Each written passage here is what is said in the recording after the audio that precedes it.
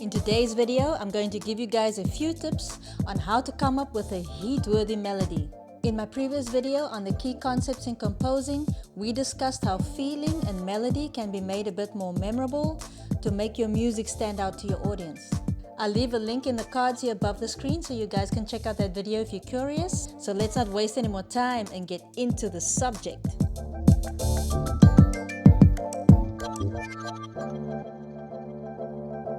Here are a few key components to consider when you are composing your melody.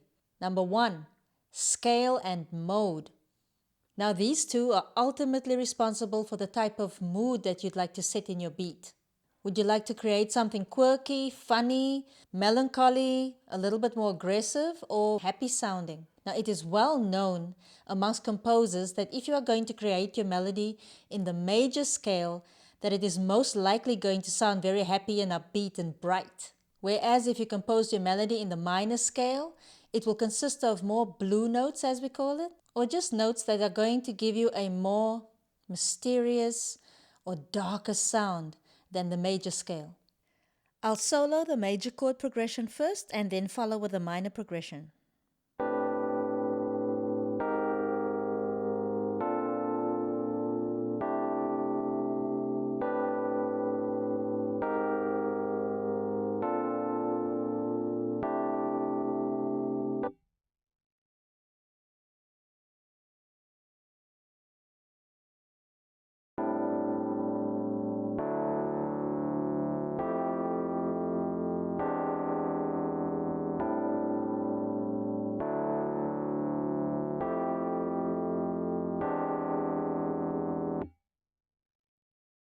Can you hear the difference in feel in these two scales? I left a few links in the description box for you guys if you'd like to check out more information on scales and modes and how that pertains to mood when creating your melody. A melody can consist out of multiple sounds if you are using samples, or if you are using a full chord progression, you can always use samples to spice up your melody a little bit. Let me show you how I go about it. Okay, so let's solo the melody to demonstrate how you can make your melodic parts more interesting by combining samples. Here I have a horn line that I freaked out with some effects, and I used a vocal sample with a vocoder on it to alternate between the two.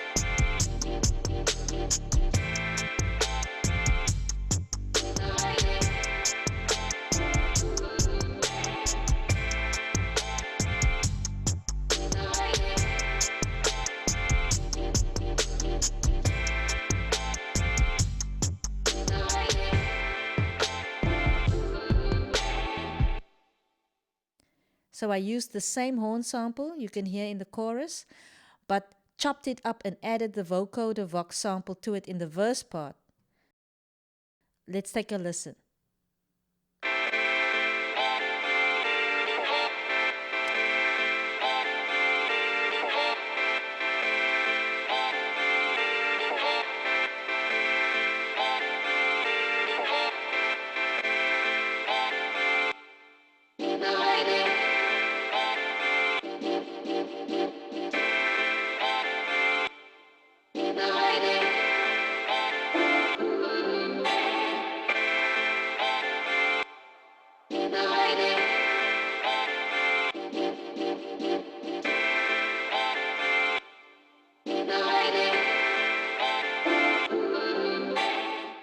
Now it's very important to also have a hook melody in your arrangement. Whether you put it in the bridge part or the chorus part of your song. But what is a hook? It is a melody that you use to hook your audience to keep listening to the song. So it's got to be catchy, right? In other words, it's the strongest melody that you have in your beat. So a good exercise for you guys to do is to listen to the songs that have become hits that you love. And then you listen to the chorus parts and the catchy parts in the melodies, and those will be your hooks. And just keep training your ear by listening to them and also recreating them so that you can become familiar as to what makes a good hook. Number 4, simplicity. Now, I've made a lot of complicated melodies in my life, but only my niche audience in the underground hip-hop circles could actually appreciate them. But there came a time where I wanted to expand my audience because my music became very message-orientated and I wanted my music to reach more people. So during this shift, I actually learned that keeping things simple and straightforward when composing your melody is key to making it memorable to your audience. Number 5, rhythm. A melody that's going to get stuck in your head always possesses a very strong rhythmical element. Let me give you guys an example. Here I used a fast change of notes in the rhythm in the first half of this melody to create a bit of suspense, and then longer notes to resolve into the verse part. Let's give it a listen.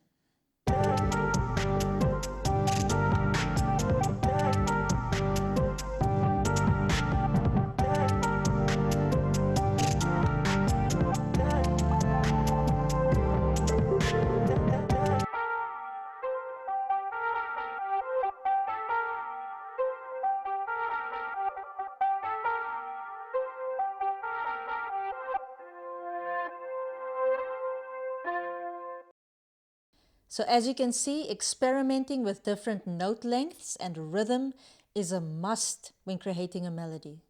You can even use effects such as delay that can help spice up the rhythm. Number 6, repetition. Repetition is such an amazing tool in the producer's toolbox when it comes to creating a memorable melody. Now, a simple melody, in my opinion, is much easier to repeat in your arrangement. So often the best place to repeat your melody would be in the chorus part, because the chorus part is usually the repetitive part of a song, right? So use the chorus event in your arrangement wisely and serve up the good stuff here. Number 7, reference. It's key to play a melody to other artists or people in your circle that you trust to give you good, honest feedback. Do this as a conscious exercise to check your listeners' reaction to your melodies. For example, if I play a melody to somebody and they keep humming it or whistling it after I've played it to them, that's a really good sign. Number 8, formulas. Way back in the 90s, I watched an interview with Janet Jackson where she explained how 4 of her hit songs were written in the same key with the same chords. The only things that the producers changed were the chord structure and the tempo. Now this is a good example of using a formula where you're using the chords of a song that is already proven to be hit material and then just flipping the chord structure around and rearranging them. This is also a good way to start practicing if you are a novice beat maker, or if you don't have a lot of time to make a beat, by recreating the melody of another popular track using the same chord structure, but then flipping it, and flipping it good. Now, I'm not saying that you should copy somebody else's melody and use as is. That's just plain copycat behavior, plus it's illegal. So if you're keen to use this tip right here, make sure you flip that chord progression or that sample and flip it good. 9, chorus, verse, bridge. It is also worth having varying melodies in your entire beat. You have ultimately 3 different places where you can create variation in your melody, such as your chorus, you have your bridge part, and you have your verse part. Now it can still be in the same key, maybe just a different chord progression, or the same sample that you can chop up to give it a little bit more hype, or combine it with other samples to make it a lot more interesting. So there you have it, guys. These are my 9 top tips for for how I create better melodies. But if you have any suggestions on how you create your melodies that you'd like to share with us, please leave it in the comment section, or if you have any questions, because there's still so much that we can explore with this subject. The aim here is also to learn from each other, guys, so please share your knowledge so we can all grow. And if you found this video helpful, please give it a thumbs up and click the subscribe button along with the bell notification so that you will know whenever we post new content on this channel. And with that, I'd like to thank you guys all for watching. I will peep you in the next.